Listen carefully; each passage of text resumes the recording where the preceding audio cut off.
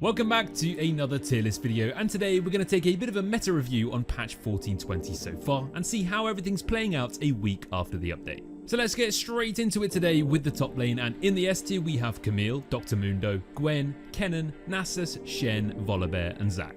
The top lane meta has stabilized into a combination of huge tanks like Zac and Shen, tank shredders like Gwen and Camille, and then a mix of other picks that are just super consistent across all ranks. Riven saw an impressive boost to her win rate after her buffs last week, and she starts climbing back up there again after a really poor start to Split 3. She's obviously not performing as well at lower ranks as usual, but as you get towards Emerald and above, her success rate really starts to pop off. Dr. Mundo's nerfs weren't enough for him to fall out of the S tier just yet, as if his enemies don't have those true tank melters to cut him down, he can genuinely feel unkillable. Struggling B tier picks like Garen, Kayle and Gangplank all haven't really found their feet so far this split, so we could see some buffs on the way for them soon. I'm not too sure I'm quite ready to see Garen in every single game just yet though. If you're looking for the perfect champion to main this patch, we'd honestly vote for Kennen. He's not a tank or a tank killer, but he's one that's never really picked, never really banned, and always performing really consistently well right now if you do know how to pull him off properly.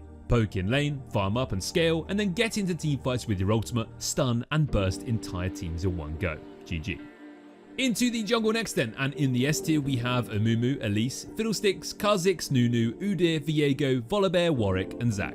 This patch we saw the return of Kha'Zix to the S tier, proving that he's still a fantastic solo queue jungler to carry with, especially in those games where you come up against a huge bunch of squishies. Nunu surprisingly also rises to the top tiers this week with his tanky setup winning a ton of games. And it's not really too hard to understand why, with his chaotic playstyle, insane early ganks with snowballs, and fantastic objective clearing too. Elise has slowly but surely been climbing too, and has now been having a fantastic patch joining the S tier again for the first time this year. Other infamous solo queue junglers like Graves, Hecarim and Lee Sin are all performing much better again this patch and being in the higher end of the A tier. Definitely not as good at lower ranks, but the higher you go, the better these picks get, as always. Our jungler to main this patch though just has to be Fiddlesticks. He's got one of the highest win rates in the jungle right now, he's amazing at every single rank, and he's never really banned that often either. Players always forget about Fiddlesticks, but as soon as you get into game and he lands a 5-man ultimate in a huge clutch teamfight, you will instantly remember why he's such a terror in the right hands.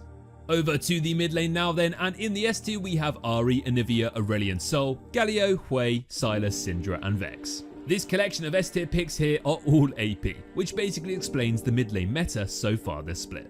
Ahri, Hui and Sylas all remain some of the most popular and most picked champions to play in the mid lane, with fantastic success rates across the board at pretty much every rank too. Aurelion Sol is still one of the best options to play as well, as he just seems to scale so seamlessly right now and always get to that insane power spike where he just decimates entire teams with ridiculous AoE damage. A tier options like Cassiopeia, Kassadin and Orianna are all still super strong in the right hands and in the right games. You might need a bit more of a specific draft to pull these champions off, like the right matchups and team comps, but they can easily be S tier picks in these situations. Our recommended mid lane pick to main this patch just has to be Vex. She's been absolutely popping off for quite some time now, boasting insane stats at every single rank, and she just snowballs incredibly quickly with her burst, resets on her ultimate, and fantastic roaming potential too. So give her a go if you haven't already.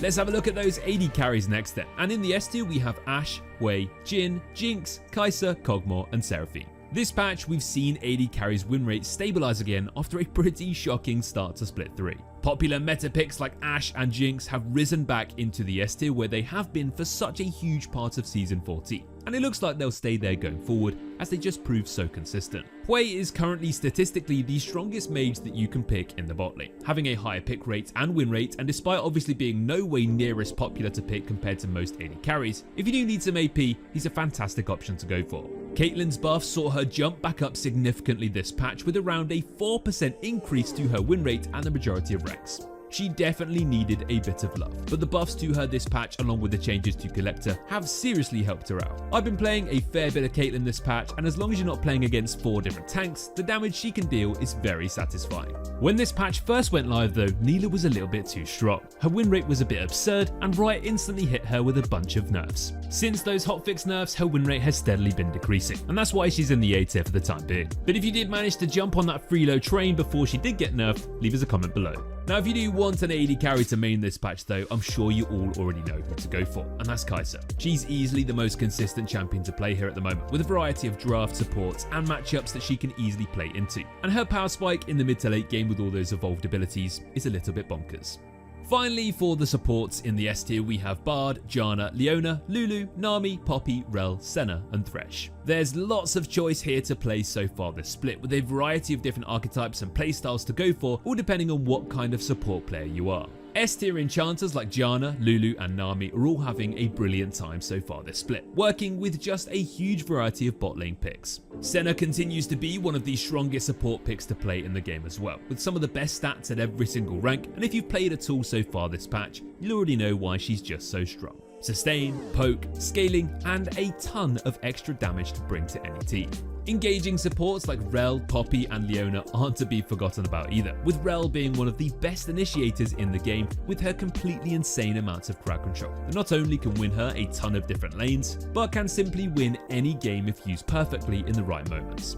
The support we'd recommend to main this patch though is Thresh, who time and time again has a great win rate but still flies under the radar somehow at the same time. He's literally got everything you need to impact and carry games in all sorts of different situations. From chain CCing enemies with hooks, flaying away those big engages, slowing entire teams with his ultimate, or saving squishies in split-second moments with clutch lanterns. So if you spend some time practicing Thresh, you'll have a lot of fun and probably get quite a bit of LP along the way too.